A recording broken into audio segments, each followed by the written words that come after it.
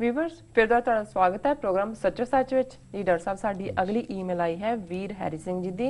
ਇਹ ਲਿਖਦੇ ਹਨ, ਡਾਕਟਰ ਸਾਹਿਬ ਸਤਿ ਸ੍ਰੀ ਅਕਾਲ, ਮੈਂ ਤੁਹਾਡੇ ਪ੍ਰੋਗਰਾਮ ਸੰਬੰਧੀ ਕੁਝ ਸੁਝਾਅ ਦੇਣਾ ਚਾਹੁੰਦਾ ਹਾਂ। ਰੀਤ ਕੌਰ ਪ੍ਰੋਗਰਾਮ ਬਹੁਤ ਜਾਣਕਾਰੀ ਭਰਪੂਰ ਹੈ। ਉਹਨਾਂ ਨੂੰ ਇੱਕ ਬੇਨਤੀ ਹੈ ਕਿ ਉਹ ਹੈਡਲਾਈਨ ਵਿੱਚ ਇੰਟਰਵਿਊ ਦੀ ਡਿਟੇਲ ਤਾਂ ਲਿਖਦੇ ਹਨ ਤੇ ਸਬਜੈਕਟ ਬਾਰੇ ਵੀ ਲਿਖਦਿਆ ਕਰਨ। ਉਦਾਹਰਨ ਦੇ ਤੌਰ ਤੇ ਜੂਨ 20 2014 ਨੂੰ ਪ੍ਰਸਾਰਿਤ ਹੋਏ ਪ੍ਰੋਗਰਾਮ ਇੰਟਰਵਿਊ ਵਿੱਚ ਬਲਜੀਤ ਸਿੰਘ ਖਾਲਸਾ ਐਡੀਟਰ ਵੰਗਾਰ ਦੀ ਜਗ੍ਹਾ ਤੇ ਲਿਖਣ interview with Baljit Singh Khalsa editor Vangar about Bhai Jagtar Singh Hawara, ਕਿਉਂਕਿ ਜਦੋਂ YouTube viewers Jagtar Singh Hawara, professor Bhullar ਆਦਿ ਬਾਰੇ ਸਰਚ ਕਰਦੇ ਹਨ ਤਾਂ TV84 ਨਿਊਜ਼ ਦੇ ਪ੍ਰੋਗਰਾਮ ਕਦੇ ਵੀ ਹਾਈਲਾਈਟ ਨਹੀਂ ਹੁੰਦੇ। ਇਹ ਸਭ ਸਰਚ ਤੇ ਹਾਈਲਾਈਟ ਤਾਂ ਹੀ ਹੋਣਗੇ ਜੇ ਹੈਡਲਾਈਨ ਲਿਖੋਗੇ।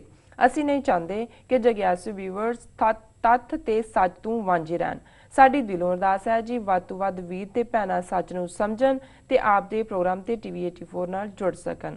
ਡਾਕਟਰ ਸਾਹਿਬ ਜੀ, ਤੁਸੀਂ ਆਪਣੇ ਪ੍ਰੋਗਰਾਮ ਦੀ ਡਿਸਕ੍ਰਿਪਸ਼ਨ ਵਿੱਚ ਫੇਸਬੁੱਕ ਤੇ ਟਵਿੱਟਰ ਲਿੰਕ ਵੀ ਐਡ ਕਰ ਲਿਆ ਕਰੋ ਜੀ, ਤਾਂ ਜੋ ਦਰਸ਼ਕਾਂ ਨੂੰ ਸਰਚ ਕਰਨ 'ਚ ਪਰੇਸ਼ਾਨੀ ਨਾ ਹੋਵੇ। ਖਾਲਿਸਤਾਨ ਜਿੰਦਾਬਾਦ। ਜੀ ਡਾਕਟਰ ਸਾਹਿਬ ਜ਼ਿੰਦਾਬਾਦ ਜਿੰਦਾਬਾਦ। ਵੀਰ ਹੈਰੀ ਸਿੰਘ ਜੀ ਦਾ ਬਹੁਤ ਬਹੁਤ ਧੰਨਵਾਦ। ਇਹ ਆਸਟ੍ਰੇਲੀਆ ਤੋਂ ਲਿਖਦੇ ਨੇ, ਹੁਣ ਵੀ ਆਸਟ੍ਰੇਲੀਆ ਤੋਂ ਹੀ ਹੋਏਗੀ ਇਹਨਾਂ ਦੀ ਲਿਖਤ ਜੀ। ਸੋ ਇਹਨਾਂ ਦਾ ਸੁਝਾਅ ਮੁਬਾਰਕ ਹੈ। ਉਹਨਾਂ ਨੇ ਬਿਲਕੁਲ ਠੀਕ ਕਿਹਾ ਕਿ ਜੇ ਟਾਈਟਲ ਦੇ ਵਿੱਚ ਜਿਵੇਂ ਇਹਨਾਂ ਨੇ ਭਾਈ ਬਲਜੀਤ ਸਿੰਘ ਹੋਰਾਂ ਦਾ ਇੰਟਰਵਿਊ ਦਾ ਹਵਾਲਾ ਦਿੱਤਾ ਹੈ, ਜਗਤਾਰ ਸਿੰਘ ਹਵਾਰਾ ਬਾਰੇ ਵੀ ਕਿਹਾ ਹੋਏ ਤਾਂ ਜਿਨ੍ਹਾਂ ਨੇ ਜਗਤਾਰ ਸਿੰਘ ਜਾਂ ਹਵਾਰਾ ਪਾ ਕੇ ਸਰਚ ਕਰਨਾ ਹੈ, ਇਹ ਲਿੰਕ ਪੌਪ ਅਪ ਹੋਏਗਾ ਜੀ। ਸੋ ਅਸੀਂ ਆਲਰੇਡੀ ਇਹ ਉਹਨਾਂ ਦੀ ਈਮੇਲ ਫਾਰਵਰਡ ਕਰ ਦਿੱਤੀ ਹੈ ਜਿਹੜੇ ਕੰਸਰਨਡ ਅਪਲੋਡ ਕਰਦੇ ਨੇ, ਔਰ ਮੇਰਾ ਖਿਆਲ ਹੈ ਵੀ ਇਸ ਗੱਲ ਦਾ ਧਿਆਨ ਰੱਖਿਆ ਜਾਏਗਾ ਜੀ। ਬਿਲਕੁਲ, ਉਹਨਾਂ ਦਾ ਬਹੁਤ ਬਹੁਤ ਧੰਨਵਾਦ ਜੀ। ਡਾਕਟਰ ਸਾਹਿਬ ਸਾਡੀ ਅਗਲੀ ਈਮੇਲ ਆਈ ਹੈ ਆਸਟ੍ਰੇਲੀਆ ਤੋਂ ਇੱਕ ਗੁਰਸਿੱਖ ਵੀਰ ਜੀ ਦੀ। ਇਹ ਲਿਖਦੇ ਹਨ, ਡਾਕਟਰ ਸਾਹਿਬ ਅਤੇ ਬੀਬੀ ਨੀਲਮ ਕੌਰ ਜੀ, ਵਾਹਿਗੁਰੂ ਜੀ ਕਾ ਖਾਲਸਾ ਵਾਹਿਗੁਰੂ ਜੀ ਕੀ ਫਤਿਹ। ਮੇਰੀ ਇੱਕ ਜਾਣ ਪਹਿਚਾਣ ਵਾਲੇ ਵਕੀਲ ਸਾਹਿਬ ਕੈਨੇਡਾ ਵਿੱਚ ਰਹਿੰਦੇ ਹਨ। ਉਹਨਾਂ ਨਾਲ ਇੱਕ ਵਾਰੀ ਪੰਥਕ ਮਸਲਿਆਂ ਬਾਰੇ ਮੇਰੀ ਗੱਲਬਾਤ ਚੱਲ ਰਹੀ ਸੀ ਤੇ ਉਹਨਾਂ ਨੇ ਮੈਨੂੰ ਦੱਸਿਆ ਕਿ ਕੈਨੇਡਾ ਵਿੱਚ ਸਿੱਖ ਪੁਰਾਣੀਆਂ ਚਰਚਾਂ ਖਰੀਦ ਕੇ ਗੁਰਦੁਆਰੇ ਬਣਾ ਰਹੇ ਹਨ ਤੇ ਮੇਰਾ ਉਹਨਾਂ ਨੂੰ ਅੱਗੋਂ ਜਵਾਬ ਸੀ ਕਿ ਅਸਲ ਵਿੱਚ ਗੱਲ ਇਸ ਦੇ ਉਲਟ ਹੈ। ਸਿੱਖਾਂ ਨੂੰ ਚਰਚਾਂ ਵੇਚੀਆਂ ਜਾ ਰਹੀਆਂ ਹਨ ਕਿਉਂਕਿ ਇਹ ਸਾਡੀ ਆਉਣ ਵਾਲੀ ਪੀੜ੍ਹੀ ਦਾ ਪ੍ਰਬੰਧ ਹੋ ਰਿਹਾ ਹੈ, ਕਿਉਂਕਿ ਜਿਹੜੀ ਬਿਲਡਿੰਗ ਸਾਰੇ ਸ਼ਹਿਰ ਵਿੱਚ ਚਰਚ ਦੇ ਨਾਮ ਨਾਲ ਮਸ਼ਹੂਰ ਹੋਵੇਗੀ ਤੇ ਸਰਕਾਰੀ ਰਿਕਾਰਡ ਵਿੱਚ ਵੀ ਚਰਚ ਰਜਿਸਟਰਡ ਹੋਵੇਗੀ ਤੇ ਫਿਰ ਜਦੋਂ ਅਸੀਂ ਉਸ ਨੂੰ ਗੁਰਦੁਆਰਾ ਬਣਾਵਾਂਗੇ ਇਸ ਨਾਲ ਸਾਡੀ ਵੱਖਰੀ ਪਹਿਚਾਣ ਨੂੰ ਢਾਲ ਲੱਗੇਗੀ ਅਤੇ ਬਾਕੀ ਲੋਕ ਵੀ ਫਿਰ ਉਸ ਨੂੰ ਸਿੱਖ ਚਰਚ ਹੀ ਕਹਿਣਗੇ, ਜਿਸ ਨਾਲ ਆਉਣ ਵਾਲੀਆਂ ਪੀੜ੍ਹੀਆਂ ਸੋਚਣਗੀਆਂ ਕਿ ਜਦੋਂ ਚਰਚ ਹੀ ਜਾਣਾ ਹੈ ਤਾਂ ਫਿਰ ਫਰਕ ਪੈਂਦਾ ਜਿਹੜੀ ਮਰਜ਼ੀ ਵਿੱਚ ਚਲੇ ਜਾਓ। ਜੇਕਰ ਪੋਲੀਟੀਕਲ ਐਂਗਲ ਤੋਂ ਇਸ ਨੂੰ ਵੇਖਿਆ ਜਾਵੇ ਤੇ ਇਹ ਬਿਲਕੁਲ ਵੈਲ ਪਲਾਨਡ ਹੈ। ਬਾਕੀ ਮਾਮਲਾ ਧਾਰਮਿਕ ਹੈ ਤੇ ਤੁਸੀਂ ਮੇਰੇ ਨਾਲੋਂ ਜ਼ਿਆਦਾ ਚੰਗੀ ਤਰ੍ਹਾਂ ਨਾਲ ਸਮਝ ਸਕਦੇ ਹੋ ਤੇ ਜੇਕਰ ਕੋਈ ਗਲਤੀ ਹੋ ਗਈ ਹੋਵੇ ਤੇ ਮਾਫ ਕਰ ਦੇਣਾ। ਮੈਂ ਤੁਹਾਨੂੰ ਛੁੱਟੀ ਵਾਲੇ ਦਿਨ ਪੰਜਾਬ ਦੇ ਤਾਜ਼ਾ ਹਾਲਾਤ ਬਾਰੇ ਵੀ ਹੋਰ ਲਿਖ ਕੇ ਭੇਜਾਂਗਾ ਜਿਵੇਂ ਕਿ ਤੁਹਾਡਾ ਹੁਕਮ ਹੋਇਆ ਸੀ। ਵਾਹਿਗੁਰੂ ਜੀ ਕਾ ਖਾਲਸਾ ਵਾਹਿਗੁਰੂ ਜੀ ਕੀ ਫਤਿਹ। ਜੀ ਡਾਕਟਰ ਸਾਹਿਬ, ਇਹਨਾਂ ਦਾ ਭਾਈ ਸਾਹਿਬ ਦਾ ਲਗਾਤਾਰ ਤਾਨਾ ਲਿਖਦੇ ਨੇ ਜੀ, ਔਰ ਇਹਨਾਂ ਨੇ ਪਿਛਲੀ ਆਪਣੀ ਲਿਖਤ ਦੇ ਵਿੱਚ ਪੰਜਾਬ ਜਾਣ ਦਾ ਜ਼ਿਕਰ ਕੀਤਾ ਸੀ। ਸੋ ਅਸੀਂ ਉਹਨਾਂ ਤੋਂ ਹਾਲਾਤ ਪੰਜਾਬ ਬਾਰੇ ਵੀ ਜਾਣਨਾ ਚਾਹੁੰਦੇ ਹਾਂ ਜੋ ਉਹਨਾਂ ਨੇ ਮਹਿਸੂਸ ਕੀਤਾ ਜੀ। ਅਸੀਂ ਇੰਤਜ਼ਾਰ 'ਚ ਹਾਂ, ਜਦੋਂ ਵੀ ਉਹਨਾਂ ਦੀ ਲਿਖਤ ਆਏਗੀ ਅਸੀਂ ਦਰਸ਼ਕਾਂ ਨਾਲ ਸਰੋਤਿਆਂ ਨਾਲ ਸਾਂਝੀ ਕਰਾਂਗੇ ਜੀ। ਪਰ ਅੱਜ ਜਿਸ ਮੁੱਦੇ ਤੇ ਉਹਨਾਂ ਨੇ ਲਿਖਿਆ, ਮੇਰਾ ਖਿਆਲ ਹੈ ਵੀ ਕਿਉਂਕਿ ਅਸੀਂ ਸਿੱਖ ਕੌਮ ਚਾਰ ਚਫੇਰੇ, ਸਾਜ਼ਿਸ਼ਾਂ ਔਰ ਹਮਲਿਆਂ ਦਾ ਸ਼ਿਕਾਰ ਹੈ, ਇਸ ਲਈ ਅਸੀਂ ਇਸ ਗੱਲ ਦੇ ਆਦੀ ਵੀ ਹੋ ਗਏ ਕਿਸੇ ਹੱਦ ਤੱਕ। ਬਾਈ ਐਂਡ ਲਾਰਜ ਇਹ ਗੱਲ ਗਲਤ ਨਹੀਂ ਹੈ ਕਿ ਅਸੀਂ ਹਰ ਚੀਜ਼ ਦੇ ਵਿੱਚ ਕੋਈ ਸਾਜ਼ਿਸ਼ ਦੇਖਦੇ ਹਾਂ ਜੀ। ਪਰ ਮੇਰਾ ਖਿਆਲ ਹੈ ਵੀ ਅੱਜ ਜਿਸ ਚੀਜ਼ 'ਚ ਉਹਨਾਂ ਨੇ ਸਾਜ਼ਿਸ਼ ਦੇਖੀ ਹੈ, ਮੈਂ ਇਸ ਤਰ੍ਹਾਂ ਨਹੀਂ ਸੋਚਦਾ।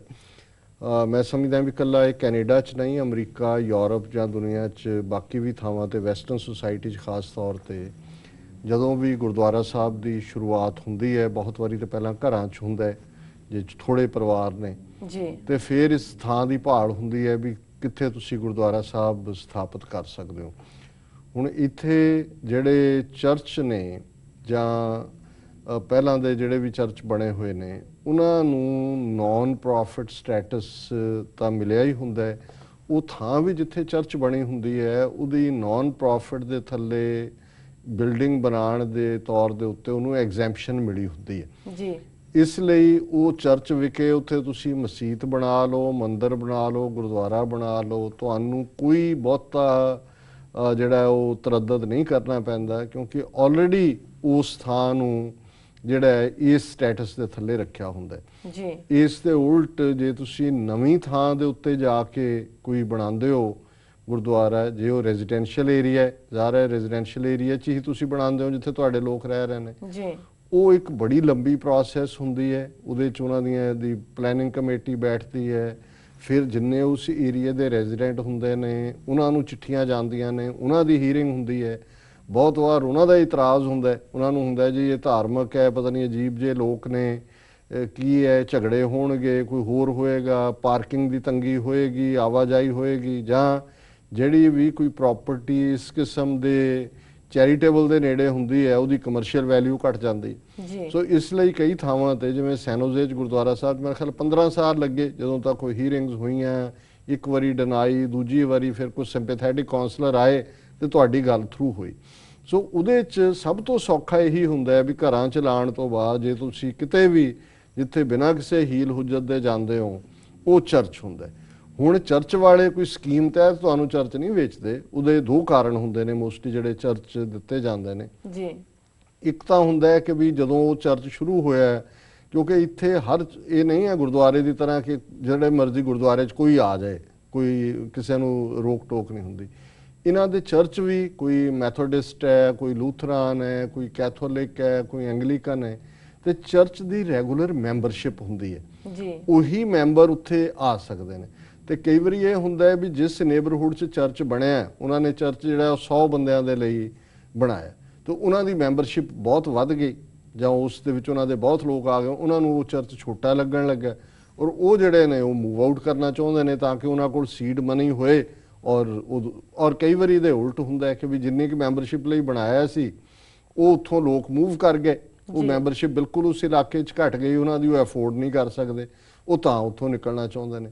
ਸੋ ਦੋਨਾਂ ਹਾਲਾਤਾਂ 'ਚ ਇੱਥੇ ਬਹੁਤ ਸਾਰੇ ਜਿਹੜੇ ਈਵਨ ਮਸੀਤਾਂ ਜਾਂ ਮੰਦਿਰ ਵੀ ਬਣੇ ਨੇ ਉਹ ਪਹਿਲਾਂ ਇਵੇਂ ਹੀ ਬਣਦੇ ਨੇ। ਫਿਰ ਸਿੱਖ ਜਿਹੜੇ ਨੇ ਕੋਈ ਉਹਨਾਂ ਚਰਚਿਸ ਦੇ ਉੱਤੇ ਕੋਈ ਬਹੁਤੀ ਦੇਰ ਨਹੀਂ ਬੈਠੇ ਰਹਿੰਦੇ, ਜਦੋਂ ਫਿਰ ਸੰਗਤ ਜੁੜਨੀ ਸ਼ੁਰੂ ਹੁੰਦੀ ਹੈ ਫਿਰ ਉਹਦੇ ਨਾਲ ਲੱਗਦੀ ਜ਼ਮੀਨ ਲੈ ਲੈਂਦੇ ਨੇ ਜਾਂ ਕੋਈ ਹੋਰ ਲੈ ਲੈਂਦੇ ਨੇ। ਫਿਰ ਉੱਥੇ ਆਪਣੇ ਢੰਗ ਨਾਲ ਜਿਹੜਾ ਸਿੱਖ ਆਰਕੀਟੈਕਟ ਹੈ, ਜਿਵੇਂ ਗੁੰਬਦ ਸਾਡਾ ਹੁੰਦਾ ਹੈ, ਗੁਰਦੁਆਰੇ ਦਾ ਸਟਾਈਲ ਹੁੰਦਾ, ਫਿਰ ਗੁਰਦੁਆਰੇ ਹੀ ਉਸਰਦੇ ਨੇ, ਉਹ ਲੰਬਾ ਵਕਤ ਨਹੀਂ ਰਹਿੰਦੇ। ਔਰ ਬਹੁਤ ਸਾਰੇ ਅਮਰੀਕਾ ਕੈਨੇਡਾ ਜਿਨ੍ਹਾਂ ਦੀ ਸ਼ੁਰੂਆਤ ਚਰਚ, ਔਰ ਜਦੋਂ ਇੱਕ ਗੱਲ ਇਹਦੇ 'ਚ ਮੈਂ ਸਹੂਲਤ ਵਾਈਜ਼ ਵੀ ਦੇਖਦਾ ਕਿ ਜਿਹੜੇ ਇਹਨਾਂ ਦੇ ਚਰਚ ਨੇ ਸਾਡੇ ਵਾਂਗੂ, ਸਾਡੇ ਤਾਂ ਮੋਸਟਲੀ ਜਿਹੜੇ ਹੁਣ ਤਾਂ ਚਲੋ ਬਣਾਉਣ ਲੱਗ ਗਏ, ਇਸ ਗੱਲ ਦੀ ਅਹਿਮੀਅਤ ਹੋ ਗਈ, ਨਹੀਂ ਤਾਂ ਸਾਡੇ ਹੁੰਦਾ ਸੀ ਜੀ ਇੱਕ ਵੱਡਾ ਹਾਲ ਬਹਿਣ ਲਈ ਹੈ, ਇੱਕ ਥੱਲੇ ਵੱਡਾ ਹਾਲ ਲੰਗਰ ਲਈ ਹੈ, ਨਾਲ ਇੱਕ ਕਿਚਨ ਹੈ, ਬਸ ਮਾੜਾ ਮੋਟਾ, ਨਾ ਕੋਈ ਲੰਬੇ ਚੌੜੇ ਚੱਜ ਦੇ ਬਾਥਰੂਮ ਹੁੰਦੇ ਸੀ, ਰੂਮ ਤਾਂ ਬਿਲਕੁਲ ਹੀ ਨਹੀਂ ਸੀ ਹੁੰਦੇ।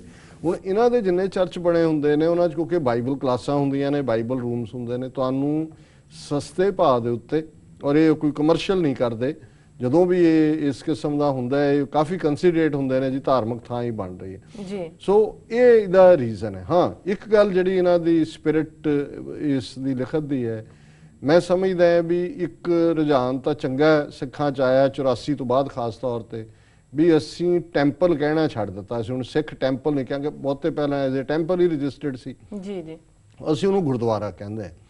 ਔਰ ਦੂਸਰੀ ਗੱਲ, ਕੁਛ ਥਾਵਾਂ ਤੇ ਇਹਨਾਂ ਨੂੰ ਸਮਝਾਉਣ ਦੇ ਲਈ ਗੋਰਿਆਂ ਨੂੰ ਕਈ ਆਪਣੇ ਵੀਰ ਭੈਣਾਂ ਇਹ ਕਹਿ ਦੇਣਗੇ ਜੀ ਇਟਸ ਆਵਰ ਸਿੱਖ ਚਰਚ। ਮੈਂ ਸਮਝਦਾ ਵੀ ਜਿਸ ਤਰ੍ਹਾਂ ਕਿਸੇ ਨੂੰ ਮੌਸਕ ਕਹਿਣ, ਕੋਈ ਉਹ ਤਾਂ ਨਹੀਂ ਕਹਿੰਦਾ ਮੁਸਲਿਮ ਟੈਂਪਲ ਜਾਂ ਮੁਸਲਿਮ ਚਰਚ ਤਾਂ ਨਹੀਂ ਕਹਿੰਦੇ, ਉਹਨਾਂ ਨੇ ਆਪਣਾ ਮੌਸਕ ਸ਼ਬਦ ਜਿਹੜਾ ਹੈ ਉਹ ਪਪੂਲਰ ਕਰਵਾਇਆ, ਅੰਗਰੇਜ਼ੀ ਜ਼ਬਾਨ ਦੇ ਵਿੱਚ ਐਕਸੈਪਟੇਬਲ ਹੈ, ਹਰ ਇੱਕ ਨੂੰ ਪਤਾ ਹੈ ਮੌਸਕ ਦਾ ਕੀ ਮਤਲਬ ਹੈ ਜੀ। ਇਸੇ ਤਰ੍ਹਾਂ ਯਹੂਦੀ ਨੇ, ਉਹਨਾਂ ਦੀ ਗਿਣਤੀ ਸਾਡੇ ਨਾਲੋਂ ਅੱਧੀ ਹੈ ਦੁਨੀਆ 'ਚ, ਲੇਕਿਨ ਉਹ ਆਪਣੇ ਆਪ ਨੂੰ ਸਿਨਾਗੋਗ ਕਹਿੰਦੇ ਨੇ, ਜਿਹੜਾ ਉਹਨਾਂ ਦਾ ਵਰਸ਼ਿਪ ਪਲੇਸ ਹੈ ਉਹਨੂੰ ਕਹਿਣਗੇ ਜਿਊਸ਼ ਸਿਨਾਗੋਗ ਹੈ। ਸੋ ਮੈਂ ਸਮਝਦਾ ਵੀ ਸਾਨੂੰ ਗੁਰਦੁਆਰਾ, ਔਰ ਗੁਰਦੁਆਰਾ ਇੰਨਾ ਕੁ ਭਾਵਪੂਰਤ ਮਤਲਬ ਹੈ ਜਿਹਨੂੰ ਤੁਸੀਂ ਹਾਊਸ ਆਫ ਲਾਈਟ ਕਹਿੰਦੇ ਹੋ, ਹਾਊਸ ਆਫ ਗੁਰੂ ਕਹਿੰਦੇ ਹੋ, ਸੋ ਸਾਨੂੰ ਸ਼ਬਦ ਗੁਰਦੁਆਰਾ ਜਿਹੜਾ ਹੈ ਇਹੀ ਇਸਤੇਮਾਲ ਕਰਨਾ ਚਾਹੀਦਾ ਵੀ ਸਿੱਖ ਗੁਰਦੁਆਰਾ। ਔਰ ਜਿਹੜੀ ਸਾਡੀ ਰਜਿਸਟ੍ਰੇਸ਼ਨ ਹੁੰਦੀ ਹੈ, ਭਾਵੇਂ ਅਸੀਂ ਚਰਚ ਹੀ ਬਾਏ ਕਰਦੇ ਹਾਂ, ਪਰ ਜਦੋਂ ਤੁਸੀਂ ਨਾਨ ਪ੍ਰੋਫਿਟ ਲਈ ਅੰਡਰ ਕਾਰਪੋਰੇਟ ਐਕਟ ਜਾਂਦੇ ਹੋ ਨਾ ਤਾਂ ਤੁਸੀਂ ਚੁਣਨਾ ਹੁੰਦਾ। ਸੋ ਉਹਦੇ 'ਚ ਹਮੇਸ਼ਾ ਇਹ ਬਿਹਤਰ ਹੋਏਗਾ ਕਿ ਗੁਰਦੁਆਰਾ ਸਿੰਘ ਸਭਾ ਜਿਹੜਾ ਵੀ ਟਾਊਨ ਦਾ ਨਾਂ ਹੈ, ਜਾਂ ਗੁਰਦੁਆਰਾ ਸਾਹਿਬ ਜਿਹੜਾ ਹੈ, ਸੋ ਗੁਰਦੁਆਰਾ ਸ਼ਬਦ ਸਾਨੂੰ ਆਪਣੇ ਪੇਪਰ ਵਰਕ 'ਚ ਵੀ ਔਰ ਆਪਣੀ ਇੰਟਰੋਡਕਟਰੀ ਪਾਰਟ 'ਚ ਵੀ ਯੂਜ਼ ਕਰਨਾ ਚਾਹੀਦਾ। ਸੋ ਇਹਨਾਂ ਦਾ ਵੀਰ ਜੀ ਦਾ ਬਹੁਤ ਬਹੁਤ ਧੰਨਵਾਦ, ਉਹਨਾਂ ਨੇ ਸਾਨੂੰ ਲਿਖਿਆ ਜੀ। ਡਾਕਟਰ ਸਾਹਿਬ ਤੁਹਾਡਾ ਬਹੁਤ ਬਹੁਤ ਧੰਨਵਾਦ, ਤੁਸੀਂ ਆਪਣੇ ਵਿਚਾਰ ਸਾਡੇ ਦਰਸ਼ਕਾਂ ਨਾਲ ਸਾਂਝੇ ਕੀਤੇ। ਇਸ ਨਾਲ ਲੈਣੇ ਬ੍ਰੇਕ। ਵਿਊਅਰਸ, ਤੁਸੀਂ ਸਾਡੇ ਨਾਲ ਇਸ ਤਰ੍ਹਾਂ ਬਣੇ ਰਹੋ, ਮਿਲਦੇ ਹਾਂ ਛੋਟੇ ਬ੍ਰੇਕ ਤੋਂ ਬਾਅਦ।